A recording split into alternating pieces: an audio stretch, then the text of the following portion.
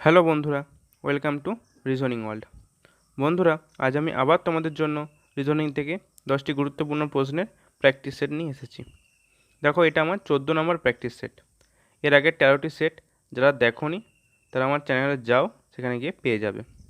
দেখো, যারা rail, WBP, PSC ও এসএসসির বিভিন্ন পরীক্ষার জন্য প্রিপারেশন নিচ্ছ, আশা রাখি তাদের জন্য ভিডিওটা খুবই হেল্পফুল হবে। সো এবার শুরু করা যাক। দেখো, আজকের প্রথম প্রশ্ন বলছে, if tiger is equal to 2/3, buffalo is equal to 3/4 and crocodile is equal to 4/5, then elephant is equal to কী হবে, এটা আমাদের বের করতে হবে। দেখো, টাইগারটার দিকে যদি একটু ভালো করে লক্ষ্য করি, টাইগারের যে TIGER এই যে 5টা লেটার আছে, দেখো দেখতে পাচ্ছি আই আর ই, অর্থাৎ দুটো লেটার কিন্তু ভাওয়েল, তাই তো? এই আই এবং ই হচ্ছে ভাওয়েল। এই দুটো ভাওয়েল হওয়ার জন্যই দেখো দুই কিন্তু লবে 2 আছে, এবং দেখো TGR এই 3টে কনসোনেন্ট আছে, সেই জন্য দেখো হরেতে 3 আছে। তো দেখে নিই নেক্সট এই লজিকটা এখানে কাজে লাগছে কিনা। দেখো, বাফেলোতে ভাওয়েল কি আছে, ইউ আছে, এ আছে, ও আছে, সেই জন্য দেখো 3, এটা হচ্ছে ভাওয়েল। তাহলে কি হয়েছে, আমার লজিকটা লবে আছে ভাওয়েল এবং হরে আছে কনসোনেন্ট। এই লজিকে আমার সাজানো হয়েছে। ক্রোকোডাইলটাও চেক করে নিই। দেখো, ও দুটো, এখানে আই এবং এখানে এই 4টে, দেন 5টা হচ্ছে কনসোনেন্ট আছে। তো এলিফ্যান্টে কটা ভাওয়েল আছে, এখানে একটা দেখো ভাওয়েল, এখানে একটা, এই একটা, তাহলে 1 2 3, তাহলে 3টে ভাওয়েল উপরে হবে। তো উপরে 3 কার আছে, শুধুমাত্র দেখো অপশান সিতে উপরে 3 আছে, অর্থাৎ লবে 3 আছে। তাহলে অপশান সি হচ্ছে রাইট অ্যান্সার। আমি কিন্তু কনসোনেন্ট কটা আছে আমি কিন্তু আর গুনতেও যাবো না, কারণ এখানে লবে 3 একমাত্র অপশান সিতেই আছে, আর কোনোটাতেই কিন্তু দেখো লবে 3 নেই। ঠিক আছে, সেই জন্য আমি কটা কনসোনেন্ট আছে আর গুনে দেখবো না। ঠিক আছে, তো অপশান সি হচ্ছে রাইট অ্যান্সার। ঠিক আছে, নেক্সট প্রশ্ন দেখো। দেখো, 2 নম্বর প্রশ্ন, if the word unable is written as DMABMV, how is personal be written in that code. অর্থাৎ দেখো, আনেবেলের একটা কোড দেওয়া আছে DMABMV বলে, দেন তোমাকে ওই যে লজিকে ওই আনেবেলের কোডটা বের করেছে, সেই লজিকে তোমাকে পার্সোনালের কোডটা বের করতে হবে। ঠিক আছে, তো দেখো এবার, দেখো আনেবেল, UNABLE, আমি আনেবেলে যে কোডটা দিয়েছি সেই কোডটাকে ঠিক নিচটায় লিখে নিচ্ছি, DMABMV।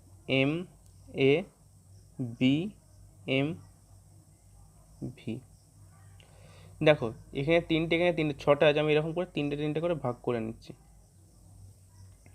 দেখো, এরকমভাবে যদি ভাগ করে নিই, ইউ এর কোড যদি ডি ধরে নিই আমি, দেখো ইউ এর কোড ডি ধরে নিলে কী পাচ্ছি, ইউ থেকে ডি অনেক দূর, সেরকম কিন্তু কোনো লজিক পাচ্ছি না। কিন্তু ইউ থেকে দেখো ভি, এর লজিক পাচ্ছি, কিন্তু কারণ ইউ এর এক ঘর পরে গেলে কিন্তু আমি ভি পাবো। তো আমি যদি বলি ইউ এর কোডটা এরকমভাবে হয়েছে,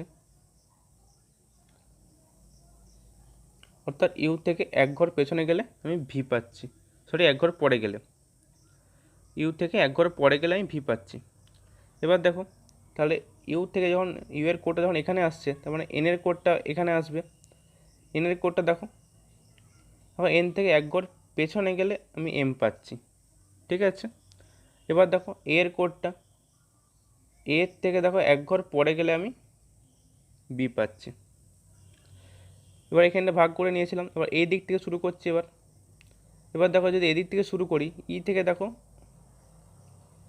এক ঘর পেছনে গেলে আমি ডি পাই। এল থেকে দেখো এক ঘর এগিয়ে গেলে আমি এম পাই, তো এল এম। এবং দেখো বি থেকে দেখো এক ঘর পেছিয়ে গেলে আমি পাচ্ছি এ। তাহলে কী হচ্ছে, এখানে +1 -1, অর্থাৎ এখানে এক ঘর করে পেছ হচ্ছে, প্রথমে এক ঘর করে এগোচ্ছে, তারপর এক ঘর করে পেছ হচ্ছে, এবং এদিক থেকে হচ্ছে প্রথমে পেছ হচ্ছে, তারপরে এগোচ্ছে এক ঘর করে। ঠিক আছে, এখানে 6টা ছিল বলে 3টে করে ভাগ করে নিয়েছিলাম। এবার এখানে দিয়েছে আমাদের পার্সোনাল, তো PERSONAL।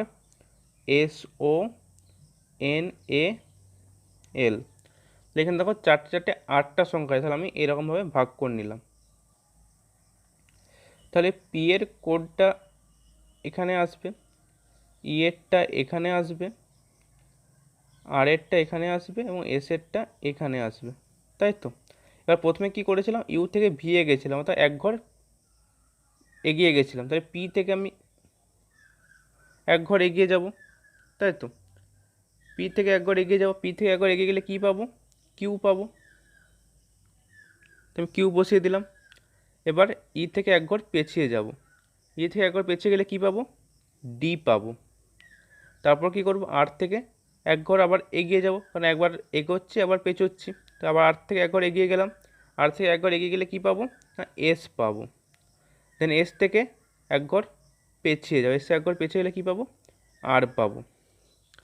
এবার দেখো যখন এই দিক থেকে করেছিলাম, ই থেকে দিয়ে গেছিলাম, এক ঘর পেছিয়ে গেছিলাম, প্রথমে পেছিয়ে গেছিলাম, তাহলে এল থেকে যখন এইখানের সংখ্যাটা, তো এইখানে লেটারটা পাবো, তখন এক ঘর পেছিয়ে থেকে শুরু করব। এল থেকে এক ঘর পেছিয়ে গেলে কী পাবো, কে পাবো। এবার এ থেকে কি এক ঘর এগিয়ে যাব, এক ঘর এগিয়ে গেলে কী পাবো, বি পাবো। দেন এন থেকে এক ঘর আবার পেছিয়ে যাব, মানে এখানে পেছিয়েছিলাম, এখানে এগিয়েছিলাম, এবার এখানে পেছাবো, এক ঘর এন থেকে এক ঘর পেছিয়ে গেলে কী পাবো, এম পাবো। দেন ও থেকে এক ঘর এগিয়ে যাব, ও থেকে এক ঘর এগিয়ে গেলে কী পাবো, না পি পাবো। ঠিক আছে, তাহলে কী পেলাম, K B M P R S D Q. দেখো কে বি, কে দিয়ে একটাই আছে, তাহলে অপশান ডি হচ্ছে আমাদের রাইট অ্যান্সার। ঠিক আছে, আমি এই কেটা বার করে নেওয়ার পর যখন অপশান দেখতাম যদি, তাহলে কিন্তু আমি আর করতামই না এই তিনটে, কারণ আমি পেয়ে গেছিলাম যে কে দিয়ে শুরু, এখানে অপশানে শুধুমাত্র অপশান ডিটাই আছে, তো অপশান ডি হচ্ছে আমার রাইট অ্যান্সার। ঠিক আছে, নেক্সট দেখো, দেখো 3 নম্বর প্রশ্নটা, Q P O S R Q U T S W V U, next পরে কী হবে সেটা আমাদের বের করতে হবে, অর্থাৎ একটা টার্ম মিসিং আছে সেটা আমাদের বের করতে হবে। দেখো কিউ পি ওর দিকে যদি একটু ভালো করে লক্ষ্য করি, দেখো কিউ পি ও, দেখো ও পি কিউ, তো এটা কিন্তু পরপর 3টে লেটার, ও পি কিউ, এই 3টে দেখো জাস্ট রিভার্স করে রেখে দিয়েছে, অর্থাৎ দেখো কিউ ও পি কিউ এদেরকে কী করেছে, রিভার্স করেছে, রিভার্স করে কি পেয়েছে, কিউ পি ও। এবার দেখো কিউ আর এস, তাকে এস আর কিউ করেছে, এস টি ইউটাকে করেছে UTS, W V U, U V W. তো এখানে নিশ্চয়ই 3টে যে সংখ্যা লেটারগুলো দেওয়া আছে তাদের মধ্যে দেখো এক্স ভি জেড, তাহলে এটা কিন্তু পরপর 3 লেটার কিন্তু নয়। ওয়াই এক্স ডব্লু, দেখো ডব্লু এক্স ওয়াই, এটা কিন্তু পরপর লেটার, তাহলে অপশান বি হচ্ছে রাইট অ্যান্সার। এ জেড ওয়াই দেখে নাও, ওয়াই জেড এ পরপর লেটার নয়, এবং জেড ওয়াই এও দেখো পরপর নয়, তার মানে ওয়াই এক্স ডব্লুটাকে যদি রিভার্স করে আমি করি, দেখো পাবো ডব্লু এক্স ওয়াই। ঠিক আছে, তাহলে অপশান বি হচ্ছে রাইট অ্যান্সার, তাহলে option B Y X W হচ্ছে আমাদের রাইট অ্যান্সার।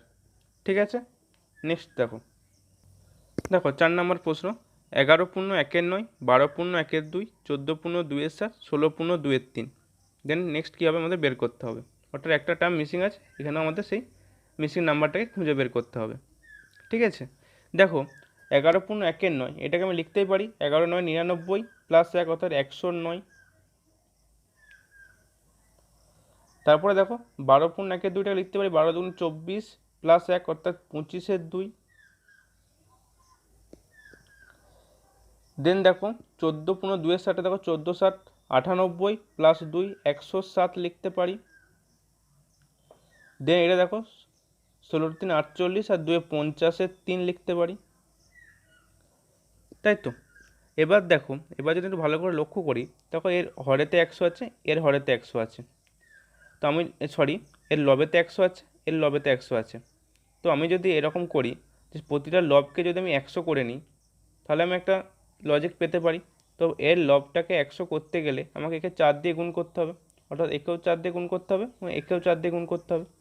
তা দেখো, আর একেও করতে গেলে একে 2 দিয়ে গুণ করতে হবে এবং একে 2 দিয়ে গুণ করতে হবে, তাহলে 100/9, এখানে পাচ্ছি 100/8, এখানে 100/7, এখানে দেখো 100/6, তাই তো। তা দেখো এখানে 9 ছিল, এখানে 8 ছিল, এখানে 7 হয়েছে, এখানে 6 হয়েছে, তা নেক্সট কী হবে, নেক্সট হবে 100/5, তো 100/5 করলে কত হয়, কাটাকাটি করলে 20, তো অপশান ডি হচ্ছে রাইট অ্যান্সার। ঠিক আছে, তো এরকম ভগ্নাংশের সংখ্যা থাকলে ভয় পাওয়ার কিছু নেই, সেটাকে আমরা এরকমভাবে করে নিতে পারি। ঠিক আছে, নেক্সট দেখো 5 নম্বর প্রশ্ন। দেখো এটা ডিরেকশন টেস্ট থেকে কিন্তু এই প্রশ্নটা এসেছে। দেখো এই প্রশ্নটা ডিরেকশন টেস্ট থেকে কিন্তু একটু ডিফিকাল্ট লেভেলের প্রশ্ন। দেখো এর আগে আমি আমার যে প্র্যাকটিস সেটগুলিতে ডিরেকশন টেস্ট থেকে প্রশ্ন এনেছিলাম সেগুলো কিন্তু এত ডিফিকাল্ট লেভেলের কিন্তু ছিল না, এটা একটু তার মধ্যে একটু স্ট্যান্ডার্ড লেভেলের। ঠিক আছে, দেন দেখো কিন্তু খুব ইজি, দেখো তোমরা নিজেরাই পারবে। দেখো Dipa moved a distance of 75 meter toward the north. She then turned to the left and walking for about 25 meter. Then turned left again and walked 80 meter. Finally, she turned to the right at an angle of 45 degree. In which direction was she moving finally? দেখো এখানে বলে দেওয়া আছে just 45 degree, just এই জিনিসটার জন্য একটু difficult হতে পারে। দেখো খুবই ইজি। দেখো এটা নর্থ, এটা ইস্ট, এটা ওয়েস্ট, এটা সাউথ। প্রথমে বলছে Dipa moved a distance of 75 metre towards the north, অর্থাৎ দীপা নর্থ অর্থাৎ উত্তর দিকে 75 মিটার প্রথমে গেল। বললাম দীপা এখান থেকে যাত্রা শুরু করলো, এখান থেকে সে 75 মিটার গেল উত্তরে। Then turn to the left and walking for about 25 metre. এবার সে এদিক থেকে বাঁ দিকে গেল এবং 25 মিটার গেল, বলছে এটা 25 মিটার। ঠিক আছে, then turn left again and walked 80 metre. এবার দেখো সে তার বাঁ দিক কী হয়, তখন সে এই দিকে মুখ করে তার বাঁ দিকে এই দিকে হবে এবং সে এইদিকে আসছে এবং 80 মিটার হাঁটছে। দেখো ওয়াকড 80 মিটার বলা আছে, তো সে হেঁটে এলো 80 মিটার, এতটা 75, এখান থেকে আর 5, এটা আমি বললাম 80 মিটার। ঠিক আছে, এবার দেখো ফাইনালি বলছে she turn to the right, এবার সে এদিকে মুখ করে আছে, এবার সে ডান দিক মানে এই দিকটা তার ডান দিক হবে অ্যাট অ্যান অ্যাঙ্গেল 45 ডিগ্রি। সে ডান দিকে 45 ডিগ্রি কোণ করে বেঁকে গেল, তাই তো। দেখো তাহলে এখন সে এই পজিশনে আছে। ঠিক আছে, এবার এই ডান দিকে বাঁকবে 45 ডিগ্রি কোণ করে। তাহলে এই পজিশনে আছে, তাহলে আমার এই পজিশনটা এইটা হচ্ছে আমার 90 ডিগ্রি, তাই তো। তাহলে সে যদি 45 ডিগ্রি বাঁকে, সে তো এরকম করে যেতে হবে, এই কোণটা আমি বলতে পারি 45 ডিগ্রি, ডান দিকটা এইদিকে 45 ডিগ্রি কোণ করে বেঁকেছে। ঠিক আছে, জাস্ট তাহলে সে এখন এই টার্নিংটা নিল। এটা যদি 90 ডিগ্রি পুরোটা, তাহলে এই দিকটা হচ্ছে 45 ডিগ্রি। তাহলে দেখো এবার বলছে কি in which direction was she moving finally, তাহলে এখন সে কোন দিকে হাঁটছে, এটা কোন দিক। দেখো এই দিকটাকে কোন দিক বলা, এই দিকটা বলা হচ্ছে সাউথ ওয়েস্ট, তাই তো। এই দিকটাকে বলা হচ্ছে সাউথ ইস্ট, এই দিকটাকে বলা হচ্ছে নর্থ ইস্ট, অ্যান্ড এই দিকটাকে বলা হচ্ছে নর্থ ওয়েস্ট। তো এইটা সাউথ ওয়েস্ট, তাহলে অপশান সি হচ্ছে রাইট অ্যান্সার। ঠিক আছে, জাস্ট এখানে কোনটা বলে দিয়েছে বলে ভয় পাওয়ার কিছু নেই। ঠিক আছে, আমি তোমাকে যত দেরি কোন বললাম আমি তত দেরি কোন ধরে আমি করে নেব। ঠিক আছে, নেক্সট দেখো আবার একটা মিসিং নাম্বার থেকে প্রশ্ন এসেছে। দেখো 0 4 6 3 7 9 6, তারপরটা কী হবে বের করতে হবে, দেন 12। দেখো এখানে 0 আছে, 4 আছে, আবার দেখো 6 আছে, আবার দেখো কমে গেছে 3, আবার দেখো 7 9, আবার দেখো 6। তো যখনই তুমি এরকম দেখবে যে কোনো সংখ্যা শুরু হচ্ছে তারপর আবার কমে যাচ্ছে, আবার বাড়ছে, আবার কমছে, এরকম থাকলে তুমি বুঝে নেবে হয়তো এখানে হয়তো 2 কিংবা 3টে এরকম কোনো সিরিজে তোমাকে সিরিজটা দেওয়া আছে। দেখো আমি যদি এইটা করে নিই, 0 থেকে যদি আমি 3 করে নিই, অর্থাৎ 0 থেকে 2 ঘর পরে 3 পেলাম, 3 থেকে আবার 2 ঘর পরে কী পাচ্ছি, 6 পাচ্ছি, তাই তো। দেন 6 থেকে 2 ঘর পরে এখানে পেলাম, সেটা নেই আমাদের আর দরকার নেই। এবার দেখো 4 থেকে তাহলে আমি যদি 2 ঘর পরে যাই, তারপর 7 পাচ্ছি, এবং 7 থেকে যদি 2 ঘর পরে যাই তাহলে আমি এই সংখ্যাটা পাবো, এখানে যে সংখ্যাটা হবে। এবার দেখো 6 থেকে যদি আমি 2 ঘর পরে যাই 9 পাই, এবং 9 থেকে 2 ঘর পরে গেলে আমি 12 পাই। এবার দেখি 0 থেকে 3 কী করে পেলাম, 0 থেকে 3 পেলাম দেখো +3, দেন 3 থেকে 6 দেখো +3, তাই তো। এবার দেখো 4 থেকে 7 +3, তাহলে এবার 7 থেকে পরের সংখ্যাটা কত পাবো, +3 অর্থাৎ 10, তাহলে অপশান এ হচ্ছে রাইট অ্যান্সার। ঠিক আছে, তো আমি সিরিজটাকে আগে ভেঙে নেব, 2 কিংবা 3টা সিরিজে ভেঙে নেব, ভেঙে নিয়ে লজিকটা বের করব।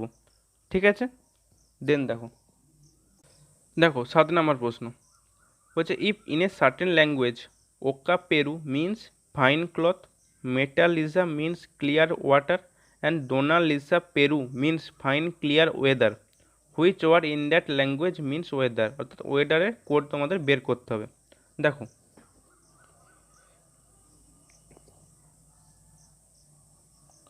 দেখো ওকা পেরু কোড দেওয়া আছে ফাইন ক্লথ,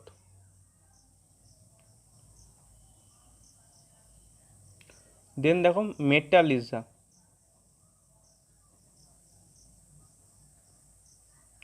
ক্লিয়ার ওয়াটার,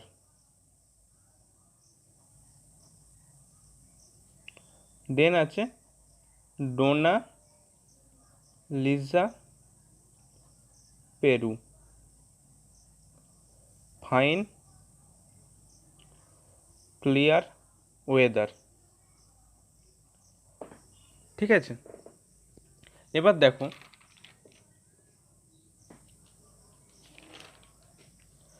আমরা যদি এই 1 নাম্বার স্টেটমেন্ট এবং এই 3 নাম্বার স্টেটমেন্ট, এই 1 নাম্বার স্টেটমেন্টে দেখো পেরু আছে এবং এই 3 নাম্বার সেন্টেন্সে দেখো পেরু আছে, তো আমি যদি এদের মধ্যে যদি কম্পেয়ার করি, দেখো 1 নাম্বার সেন্টেন্স 1 নাম্বার স্টেটমেন্ট এবং 3 নাম্বার স্টেটমেন্টের মধ্যে কম্পেয়ার করলে দেখো কমন পাচ্ছে কিন্তু পেরু, তাই তো। এখানে কমন পাচ্ছি কি, এখানে কমন পাচ্ছি ফাইন, তার মানে বলতে পারি পেরুর কোড হচ্ছে ফাইন, পেরুর কোড ফাইন, তাহলে আমি পেরুর কোড পেয়ে গেলাম। এবার দেখো ওকা কোথায় আছে, ওকা কোথাও নেই,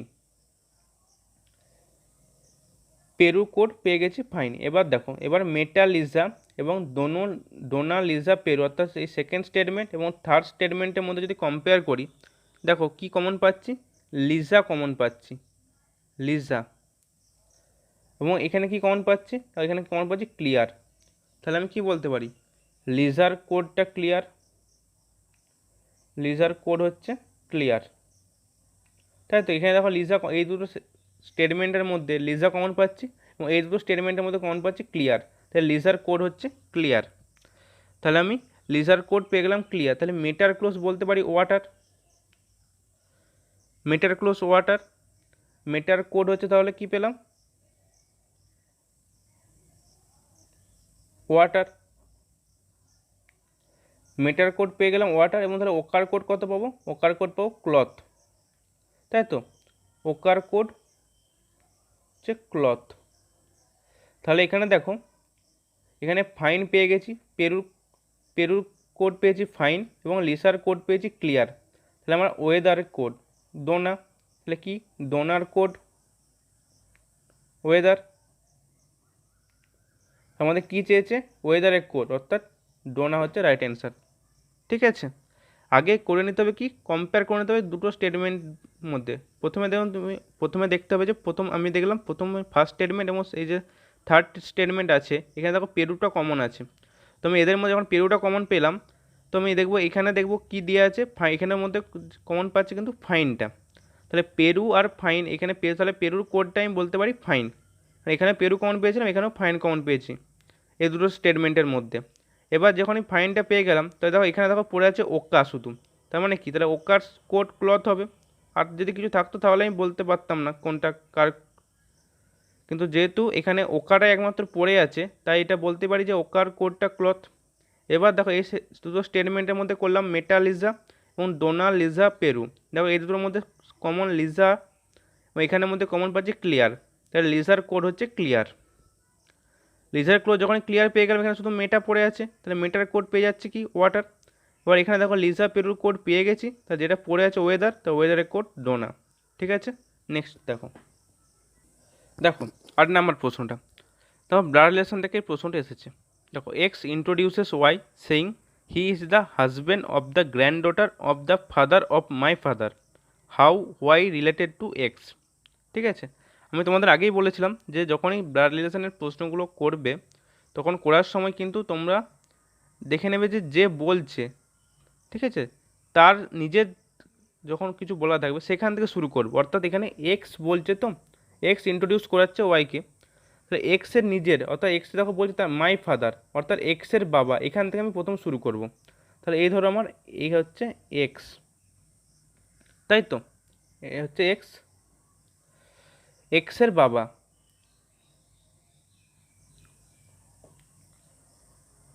এক্সের ফাদার। এখানে পিতার সাথে সন্তানের সম্পর্ক এইভাবে বোঝানো হয়, তোমাদের আমি আগেই বলেছি। এবার দেখো, এবার বলছে কি, হি is the husband of the granddaughter of the father of my father, তাহলে তার এক্সের ফাদারের ফাদার, গ্র্যান্ডফাদার, তাহলে এক্সের গ্র্যান্ডফাদার এটা, যেহেতু এটা হচ্ছে এক্সের দেখো যে, অর্থাৎ এক্সের গ্র্যান্ডফাদার, এক্সের গ্র্যান্ডফাদারের গ্র্যান্ড ডটার, তাই তো, my father of the father, তার গ্র্যান্ড, অর্থাৎ এক্সের গ্র্যান্ড ডটার, মানে অর্থাৎ এক্সের দাদুর গ্র্যান্ড ডটার, অর্থাৎ তাহলে কি এক্সের দাদুর, অর্থাৎ এক্সের দাদুর যে ছেলে তার একটা মেয়ে, তার মানে কি এখানে একটা ডটার আছে, ঠিক আছে। এই যে ডটারটা তার হাজবেন্ড, তার হাজবেন্ড একজন, স্বামী স্ত্রীর সম্পর্কে এভাবে বোঝানো হয়, ঠিক আছে। তাহলে এবার দেখো, তাহলে কী বলছে, হি is the husband of the granddaughter of the father of my father, এক্সের বাবা, তার দেখো গ্র্যান্ড ডটার পেয়ে গেলাম, তার হাজব্যান্ড পেয়ে গেলাম, ঠিক আছে। তাহলে এবার বলছে এটা হচ্ছে ওয়াই, তাই তো, এটা হচ্ছে ওয়াই, এখানে বলা আছে ওয়াই। এবার বলছে Y related to X, how Y related to X, তাহলে ওয়াই এক্সের কে হয়, ওয়াই এক্সের কে হচ্ছে, তো এক্সের বোনের হাজব্যান্ড, তাই তো। তাহলে কী হবে, বোনের হাজব্যান্ডকে কী বলা হয়, brother in law, option C হচ্ছে রাইট অ্যান্সার, ঠিক আছে। তখন আমি কিন্তু পুরো মিলিয়ে দিচ্ছি, দেখে নাও একবার। হি is the husband of the granddaughter of the father of my father, এক্সের ফাদার, তার গ্র্যান্ড ডটার দেখো এখানেতে তার হাজব্যান্ড, ঠিক আছে, সে হচ্ছে ওয়াই। তাহলে ওয়াই এক্সের কী হচ্ছে, এক্সের বোনের হাজব্যান্ড, তার ব্রাদার ইন ল, ঠিক আছে। নেক্সট দেখো, দেখো 9 এবং 10 নম্বর প্রশ্নটা একটু ভালো করে দেখো। দেখো অ্যানালজি থেকে কিন্তু এই দুটো প্রশ্ন এসেছে। এবার দেখো, দেখো dog is to kennel, double is to bird is to কী হবে, ঠিক আছে। তাহলে আমি তোমাদের কী বলেছি অ্যানালজির প্রশ্নগুলো করার সময়, যে যে দুটো স্টেটমেন্ট দেয়া থাকবে, যেটা কমপ্লিট করাতে হবে সেটার সাথে কী সম্পর্কে আছে, অর্থাৎ এটা এর সাথে কী সম্পর্কিত। ডগ অর্থাৎ কুকুর, কুকুরের ক্যানের সাথে ক্যানেল কী, কুকুরের ডাক, না কুকুরের মেয়ে কুকুরকে বলে এটা, না কুকুরের থাকার জায়গা, না কুকুরকে রাখার জায়গা, কী বলে সেটা আমাদের জানতে হবে। দেখো এটা হচ্ছে ডগ, অর্থাৎ এটা একটা প্রাণীর নাম, বা প্রাণীর নাম হলো এটা আমি কুকুর বলতে পারি, কুকুর তো এটা। তো ক্যানেলটা হচ্ছে কি, না ক্যানেলটা হচ্ছে কুকুরের থাকার জায়গা, এটা হচ্ছে কি থাকার জায়গা, অর্থাৎ থাকার জায়গা। এখানে একটা ইংলিশ টার্মটা মনে রাখবে, যেটা হচ্ছে কি ডিওয়েলিং প্লেস, অর্থাৎ DWELLING, অর্থাৎ হচ্ছে এটা হচ্ছে কি বাংলাটা মনে হচ্ছে থাকার জায়গা। কুকুর যেখানে থাকে সেই জায়গাটাকে বলে ক্যানেল, ঠিক আছে। এবার তাহলে দেখো বার্ড, অর্থাৎ পাখিরা কোথায় থাকে, ডেন, নেস্ট, পেন, প্যালেস, কোথায় হবে, নেস্ট অর্থাৎ বাসা, পাখিরা থাকবে বাসাতে, ঠিক আছে। এবার দেখো তাহলে দেখে নাও ডেন অর্থাৎ গুহা খাট থাকার জায়গা, গুহাতে কে থাকে, লায়ন থাকে, সিংহ থাকে গুহাতে। পেন দেখো গরুদের থাকা জায়গাটাকে বলা হচ্ছে পেন, ঠিক আছে। প্যালেসে কে থাকে, রাজারা থাকে, ঠিক আছে, তাহলে কিং, রাজাদের থাকার জায়গাকে বলা হচ্ছে প্যালেস। এবার দেখো 10 নম্বর প্রশ্নটা, দেখো animal is to zoo, then bird is to কী হবে। এবার একটা দেখো, এখানে দেখো অ্যানিম্যাল দেখে রাখা হয় জুতে, চিড়িয়াখানাতে, ঠিক আছে। এখানে কি হয়েছিল, এখানে অ্যানিম্যালটা থাকে, এখানে একটা অ্যানিম্যাল থাকে সেই জায়গাটাকে বলা হয়েছিল ক্যানেল। এখানে কি বলা হচ্ছে, এখানে অ্যানিম্যালটাকে রাখা হয় যেখানেতে, ঠিক আছে, সেটা হচ্ছে জু, অর্থাৎ এটা হচ্ছে কি কিপিং প্লেস,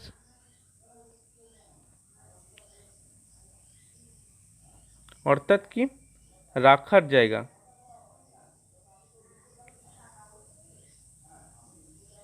ঠিক আছে, তাহলে কি উপরেটা ছিল কি থাকার জায়গা, তারা যেখানে থাকে, আর এটা হচ্ছে তাদেরকে এখানে রাখা হয়, এনে রাখা হয়।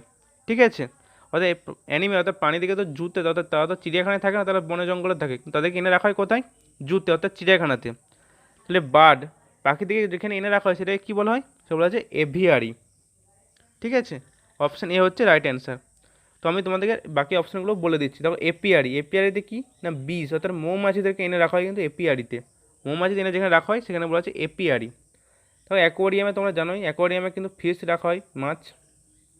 দেন হচ্ছে গ্রেনারি, গ্রেনারিটা হচ্ছে কি না গ্রেনারিটা হচ্ছে গ্রেন অর্থাৎ শস্য দানা দেখে যেখানে মজুত করে রাখা হয় সেটা হচ্ছে গ্রেন, অর্থাৎ যেটাকে বলা হচ্ছে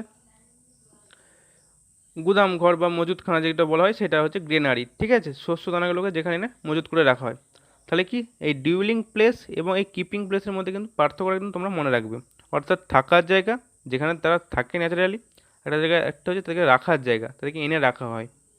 ঠিক আছে, এই জিনিস তোমাদের আমি এখানেতে আরোগুলো অপশানে যেগুলো ছিল সবই তোমাদের কভার করে দিলাম।